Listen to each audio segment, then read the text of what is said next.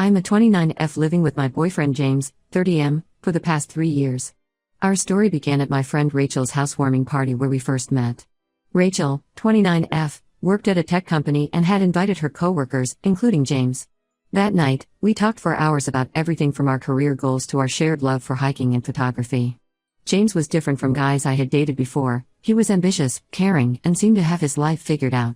After dating for a year, we decided to move in together. James worked as a software developer at a growing tech company while I ran my own online jewelry business. I started this business after my previous relationship ended badly. My ex had cheated on me with his coworker, leaving me heartbroken and unable to focus on my corporate job. James was incredibly supportive during this transition. He encouraged me to pursue my passion for making jewelry full-time and even helped me set up my online store. Our relationship was solid for the first 2.5 years. We had our routines, weekend hikes, cooking dinner together, and monthly game nights with our friends. James would often surprise me with little gifts or help me package orders when my business got busy. We talked about marriage and our future together. Everything seemed perfect until about 6 months ago. The changes were subtle at first. James started staying late at work more frequently. He said his team had taken on new projects that required extra hours. I believed him because he had always been honest with me. Then I noticed he became very protective of his phone. He would never leave it unattended and always kept it face down. Even when he went to take a shower, the phone went with him. Last week, while James was in the shower, his phone kept buzzing with notifications. Something felt off, so I decided to check. There were 2 contacts saved under his mom's name, Sarah. I already had his mom's number saved since we talked regularly about recipes and life in general. This new number had our city's area code, not his mom's. Looking through his recent calls, I found numerous calls to and from this number, mostly during his late work hours. My heart racing, I checked his apps and discovered Tinder downloaded 3 months ago with an active premium subscription. James had always criticized dating apps.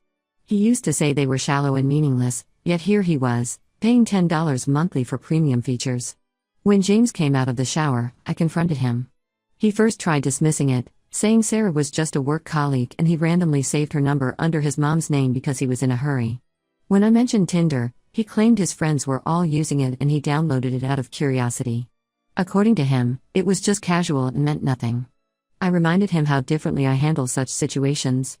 Whenever a guy approaches me, even for casual conversation, I immediately mention having a boyfriend.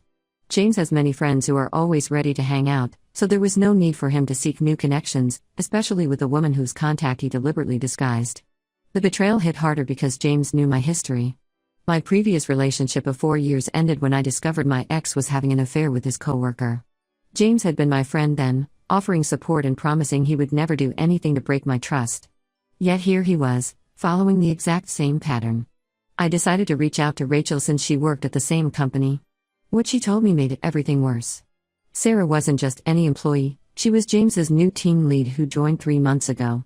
Rachel had seen them getting lunch together almost daily, something James never once mentioned to me. She also noticed they would often take coffee breaks together and seemed very comfortable around each other. Some red flags I had ignored now made sense. James had stopped sharing details about his workday. Earlier, he would tell me about his projects, his colleagues, and office politics. Lately, his answers had become vague. When I asked about his day, he would just say it was fine and change the subject. Also, his behavior during our recent weekend trips had changed. He would constantly check his phone and step away to take calls, claiming they were work-related emergencies. There was one hiking trip where he seemed distracted the entire time, barely participating in our usual trail games and conversations. Our physical intimacy had decreased too. James started going to bed later, saying he needed to catch up on work emails. When I tried initiating intimacy, he would either be too tired or say he had an early meeting the next day. I had attributed all this to work stress, but now everything pointed to something else. The past few days have been difficult. James keeps apologizing, promising to delete Tinder and maintain only professional contact with Sarah. He says I'm overreacting to an innocent friendship and that nothing inappropriate happened between them. But his actions tell a different story. Why hide her contact under his mom's name if everything was innocent? Why pay for a dating app while in a committed relationship? I'm staying at Rachel's place now, trying to figure out what to do. James has been calling and texting constantly, switching between apologizing and defending his actions. Part of me wants to believe him because we've built a life together over these 3 years. But another part remembers the pain of my previous relationship and sees the same patterns repeating. Rachel thinks I should dig deeper before making any decisions. She mentioned that other colleagues might have more information about James and Sarah's interactions at work. But I'm not sure if I want to know more. The evidence I already have shows a clear pattern of deception. Now I need advice on whether to give James another chance or walk away before things get worse. Update 1: After my last post, many of you suggested I investigate further. The past 2 weeks have been eye-opening, revealing things I never expected to discover. Rachel has been incredibly helpful in uncovering the truth about James and Sarah's relationship at work. According to Rachel, their lunches weren't just casual team meetings. They would spend hours together at nearby cafes, often returning to the office looking very cozy. Other colleagues noticed their closeness too. At team meetings, they would sit together, sharing inside jokes and exchanging knowing glances. Some co-workers even thought they were dating because of how comfortable they seemed with each other. Rachel started paying more attention to their behavior after I told her about finding Sarah's number.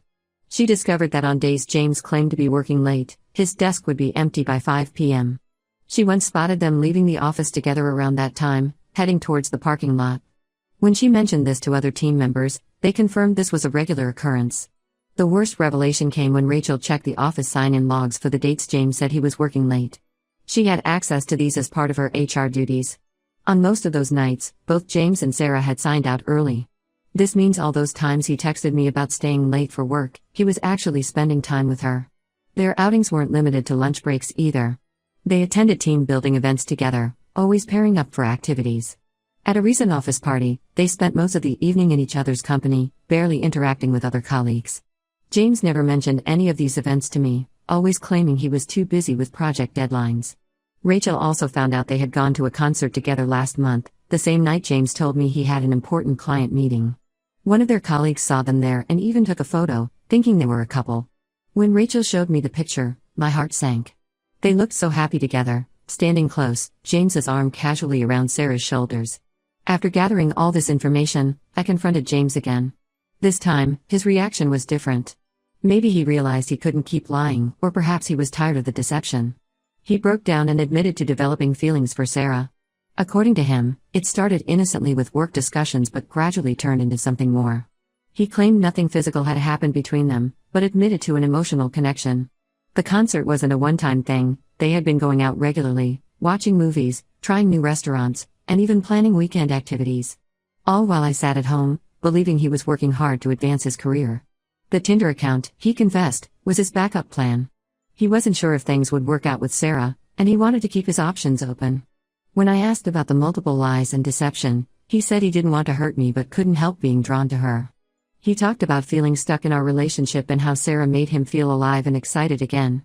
What hurt even more was discovering that many of our mutual friends knew about this but chose to stay silent.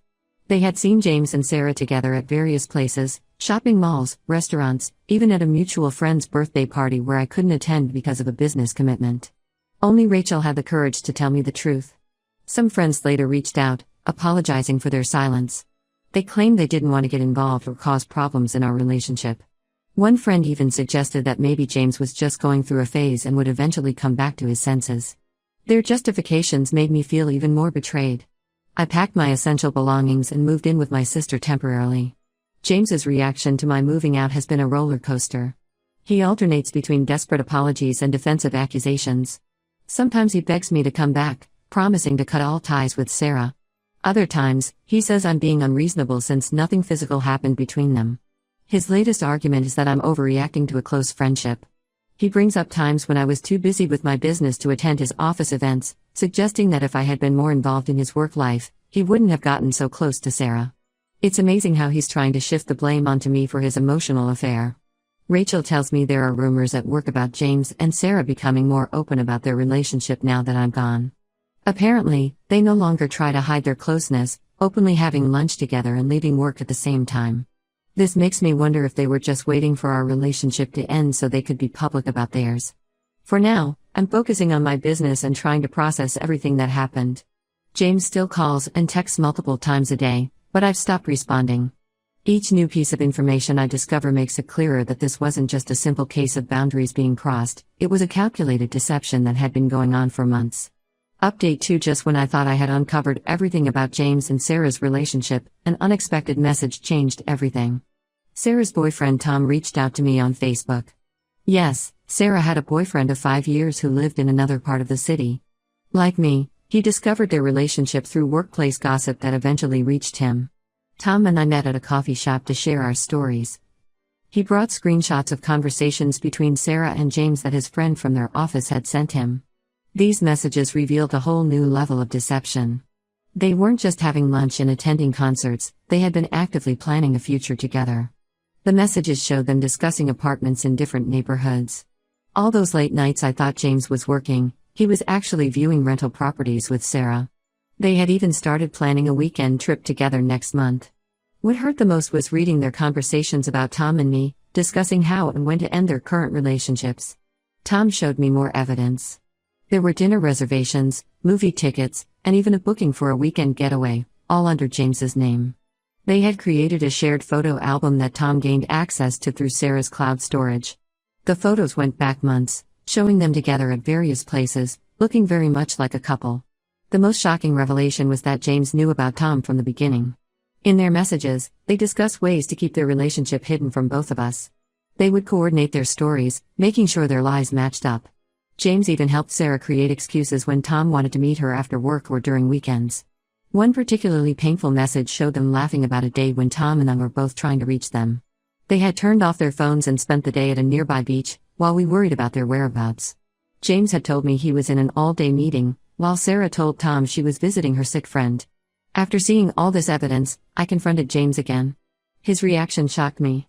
Instead of showing remorse, he became defensive and angry. He accused me of invading his privacy by meeting Tom and reading his private conversations. According to him, I had forced him into Sarah's arms by being too focused on my jewelry business. He brought up every small issue from our past, times when I was too tired to go out with his friends, moments when I prioritized large orders over his office events, or days when I was stressed about my business and didn't give him enough attention. He even complained about how I never showed interest in his work, conveniently forgetting how he had stopped sharing details about his day months ago. James then tried to paint himself as the victim, saying he felt neglected and lonely in our relationship. He claimed Sarah understood him better because they worked in the same field and shared similar interests. When I reminded him about all the lies and deception, he said he only lied because he knew I wouldn't understand their connection. The final straw was when he suggested that if I had been more understanding about his friendship with Sarah from the beginning, things wouldn't have gotten so complicated. He actually tried to blame his cheating on my suspicious nature, saying my past experience with infidelity had made me overly paranoid. Rachel later told me that the situation at work had become awkward. After Tom confronted Sarah publicly at their office, their relationship became the main topic of office gossip. Some colleagues sided with James and Sarah, saying adult relationships are complicated and no one should judge. Others, especially those who knew about their deception, stopped talking to them altogether. Update 3. It's been 6 months since my original post, and I wanted to share how everything turned out. After all the drama and pain, I finally found my peace. The path here wasn't easy, but I'm in a much better place now. According to Rachel, Sarah got a job offer from a company in California and moved there 3 months ago. Apparently, their perfect relationship didn't survive reality. Once everything was out in the open, their connection started falling apart. They tried dating openly after both Tom and I left, but without the thrill of secrecy, things changed. James started showing his true colors at work too. After Sarah left, he tried to paint himself as the victim, telling colleagues she had pursued him aggressively. He even tried spreading rumors that Sarah had done this before with other coworkers. Rachel told me he became quite unpopular at work, with most colleagues seeing through his attempts to shift blame. Tom and I stayed in touch and supported each other through this period. He moved on and started dating someone new. As for me, I focused all my energy on growing my business. The extra time and emotional energy I had spent worrying about James was now channeled into my work. My online jewelry store has grown significantly, and I even hired 2 part-time assistants to help with orders. I moved into my own apartment 2 months ago. It's smaller than the place I shared with James, but it's all mine. I decorated it exactly how I wanted, something I could never do when living with James as he always had opinions about everything. The peace and independence I feel in my own space have been healing. James tried coming back multiple times. When things didn't work out with Sarah, he started sending long messages about realizing his mistakes. He claimed I was the love of his life and everything with Sarah was just a temporary lapse in judgment. The old me might have considered giving him another chance, but I'm not that person anymore. Some mutual friends tried convincing me to hear him out. They argued that people make mistakes and deserve second chances. One friend even suggested that this experience might have made James a better person. I shut down all these attempts. These were the same friends who knew about his affair but chose to stay quiet. Rachel recently told me that James got drunk at an office party and caused a scene, telling everyone how much he missed me. Apparently, he's been having a hard time dating because word about what he did spread in our social circle. While part of me feels satisfied knowing he's facing consequences, I've reached a point where his life no longer affects mine. The whole experience taught me valuable lessons about self-worth and trusting my instincts. When something feels off, it usually is. I learned that it's better to be alone than with someone who can lie so easily to your face. Most importantly, I learned that choosing yourself isn't selfish, it's necessary. I'm sharing this final update to give hope to others going through similar situations. It gets better, but only if you make the difficult choice to walk away from people who don't value you. I'm not dating currently, choosing instead to focus on my business and personal growth. When I'm ready to date again, I'll know my worth and won't settle for anything less than complete honesty and respect. To everyone who supported me through this journey with advice and kind words, thank you. Your support helped me stay strong when I was tempted to give James another chance. Sometimes the hardest choices lead to the best outcomes.